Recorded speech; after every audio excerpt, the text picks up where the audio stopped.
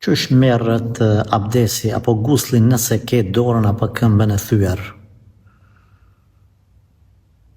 Gjëja e parë që duhet ta kuptojmë është se në shariat ka alternativa për personin i cili quhet personi me nevoja të veçanta ose me arsyetim, ka arsye.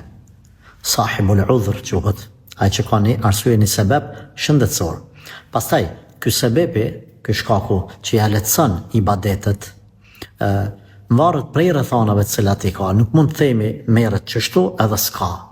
Varet prej rrethanave. Në këtë rast, nëse është këmba ose dora e thyer, themi, nëse mund me la, e lan. Nëse ka të mbështjellët me gips, ka të mbështjellët, atëherë e lan pjesën tjetër, ato le ta mbështjell mirë me një najlon ose diçka. Edhe le të merr gusull. Nëse merr abdes, më thonë, edhe gjatë guslit dhe abdesit, qatë gipsin që e ka aty, le ta lak pak dorën e le ta fërkon për mi. S'ka problem. Po nuk po thonë vetëm që shtu edhe s'ka. Si pas mundësive. Nëse mundet, me la mirë. Nëse s'mund me la, për një penges që ka një fash, ose një gips ose diçka, e tërpik dorën edhe e fërkon për mi që ashtu si pas mundësive.